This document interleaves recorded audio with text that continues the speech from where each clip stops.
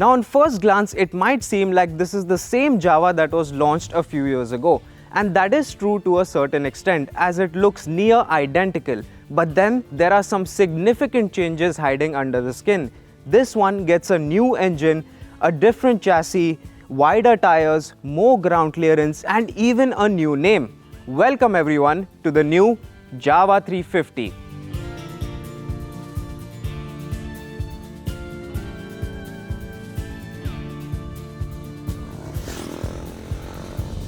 Now in true Java fashion, this new 350 continues to look the part.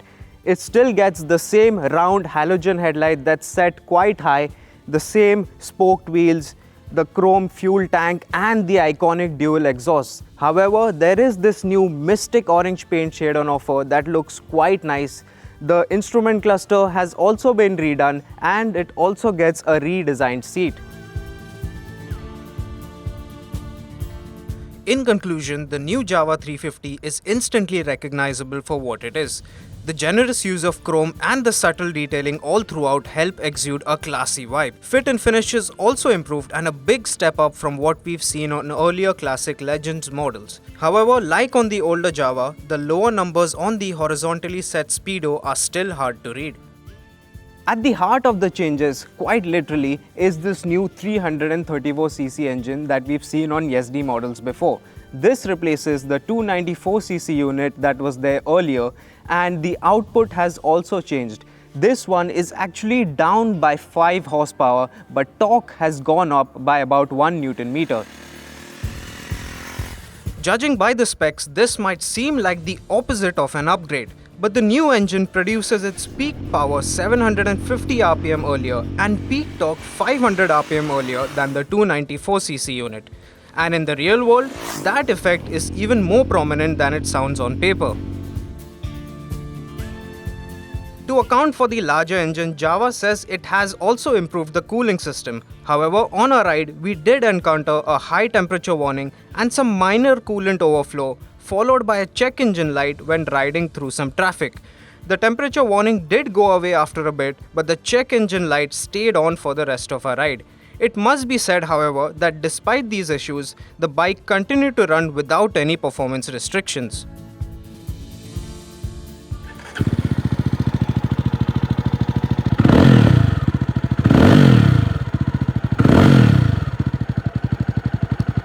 That is the exhaust note of the new Java 350, and it's a nice meaty sounding motorcycle as you can tell. But it's worth noting that this one has the dB killer removed, which comes with it as standard.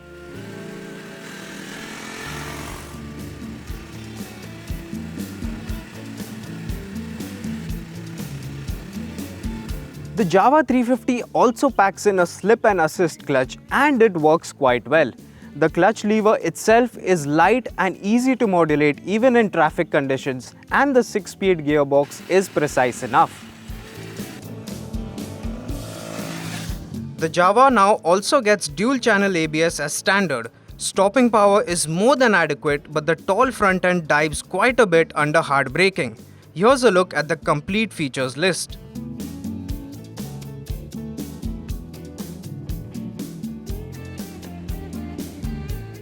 The Java 350 also benefits from a new chassis. The frame is still a double cradle unit, but the swing arm has been extended, because of which this has a longer wheelbase. The suspension too has been reworked and is taller than before, because of which the seat height has gone up and so has the ground clearance. Despite these changes that make it more substantial, the Java 350 continues to be an approachable and easy to ride motorcycle. The tires too are wider than before at both ends. On the road, the Java 350 feels nimble and light on its feet, and it turns in quite eagerly despite that raked front end and larger 18-inch wheel. The ride, especially at the rear, is on the firmer side, but it never feels painful. Overall, the Java 350 feels composed, be it in traffic or out on the highway. We also tackled a light off-road trail on our ride, and the Java dealt with it with ease. The ergonomics of the Java 350 are also quite comfortable for my frame. As you can tell, I'm sat nice and upright and there isn't a long reach to the handlebar. What also helps matters is this redesigned seat. I've spent hours in the saddle today and it has left me with no discomfort whatsoever. However, I am sat a little too knees up for my liking, but it won't be an issue for the average heighted rider.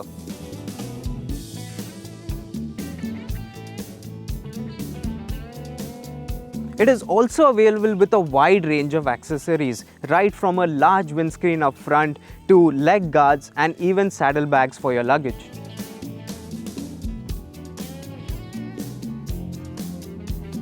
The outgoing Java was priced at Rs 2.04 lakh ex showroom Delhi for the dual channel ABS equipped version, and in comparison this new one is priced at Rs 2.15 lakh. Now that marks a 11,000 rupee hike, and considering the scale of the changes, it does feel worth the extra cash. But that now brings it very close to the evergreen and hugely successful RE Classic 350, which tops out at 2.25 lakh. Just how many buyers looking for a classic motorcycling experience opt for the more modern Java over the Classic 350 remains to be seen. Overall, the new Java 350 marks a step in the right direction for classic legends. The motorcycle continues to look special, it has composed road manners, and the improved fit finish is also a welcome sight. As such, it now does bring more to the table than before.